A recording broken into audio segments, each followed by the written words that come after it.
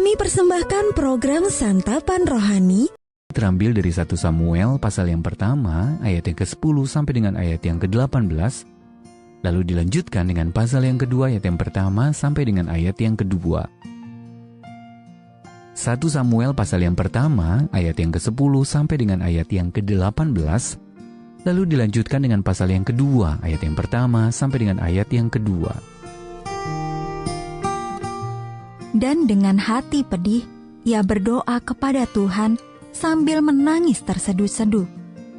Kemudian bernazarlah ia, katanya, Tuhan semesta alam, jika sungguh-sungguh Engkau memperhatikan sengsara hamba-Mu ini, dan mengingat kepadaku, dan tidak melupakan hamba-Mu ini, tetapi memberikan kepada hamba-Mu ini seorang anak laki-laki, maka aku akan memberikan dia kepada Tuhan untuk seumur hidupnya, dan pisau cukur tidak akan menyentuh kepalanya.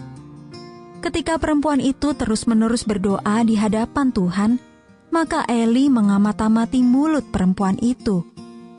Dan karena Hana berkata-kata dalam hatinya, dan hanya bibirnya saja bergerak-gerak, tapi suaranya tidak kedengaran, maka Eli menyangka perempuan itu mabuk. Lalu kata Eli kepadanya, "Berapa lama lagi engkau berlaku sebagai orang mabuk? Lepaskanlah dirimu daripada mabukmu." Tetapi Hana menjawab, "Bukan tuanku, aku seorang perempuan yang sangat bersusah hati. Anggur ataupun minuman yang memabukkan tidak kuminum, melainkan aku mencurahkan isi hatiku di hadapan Tuhan. Janganlah anggap hamba-Mu ini seorang perempuan dursila. Sebab karena besarnya cemas dan sakit hati, aku berbicara demikian lama." Jawab Eli, "Pergilah dengan selamat, dan Allah Israel akan memberikan kepadamu apa yang engkau minta daripadanya."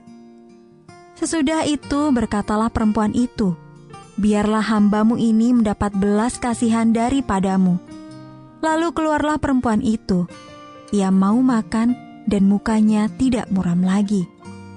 Lalu berdoalah Hana, katanya, "Hatiku bersukaria karena Tuhan. Tanduk kekuatanku ditinggikan oleh Tuhan. Mulutku mencemoohkan musuhku, sebab aku bersuka cita karena pertolongan-Mu. Tidak ada yang kudus seperti Tuhan, sebab tidak ada yang lain kecuali Engkau, dan tidak ada gunung batu seperti Allah kita." Ayat Mas renungan hari ini terambil dari 1 Samuel pasal yang kedua ayat yang pertama. Hatiku bersukaria karena Tuhan, tanduk kekuatanku ditinggikan oleh Tuhan. Judul renungan kali ini, Penglihatan yang Diperbarui, ditulis oleh Soxil Dixon. Setelah menjalani operasi kecil yang menyakitkan pada mata kiri, saya disarankan dokter untuk mengikuti tes penglihatan. Dengan percaya diri saya menutup mata kanan dan mulai membaca setiap baris di papan tes mata dengan mudah. Namun saat menutup mata kiri saya terkesiap. Bagaimana mungkin saya tidak menyadari bahwa penglihatan saya sudah sekabur itu? Sambil menyesuaikan diri dengan kacamata baru dan penglihatan yang telah diperbarui, saya berpikir bagaimana ujian hidup sehari-hari seringkali membuat saya rabun jauh secara rohani. Karena begitu terfokus pada apa yang dapat saya lihat dari dekat, berbagai penderitaan dan persoalan hidup yang datang silih berganti, saya gagal melihat kesetiaan Allah saya yang kekal dan tidak berubah. Dengan perspektif yang begitu terbatas, pengharapan menjadi sesuatu yang kabur dan tidak teraih. 1 Samuel pasal yang pertama menceritakan kisah seorang perempuan yang tidak bisa melihat bahwa Allah dapat selalu dipercaya, karena ia begitu terfokus pada kepedihan, ketidakpastian, dan kehilangan yang dialaminya. Hana menderita bertahun-tahun karena tidak memiliki anak, dan terus diejek oleh Penina, istri lain dari suaminya Elkana. Suami Hana sangat mengasihinya, tetapi ia belum cukup bagi Hana. Suatu hari ia berdoa apa adanya dengan kepedihan dalam hati.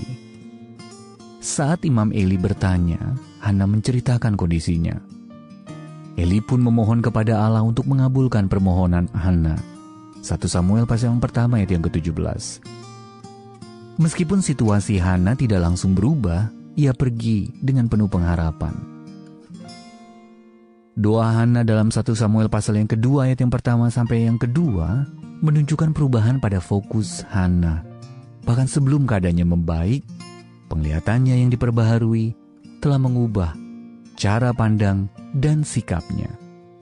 Ia bersuka cita atas kehadiran Allah yang setia, gunung batu, dan sumber pengharapan yang kekal.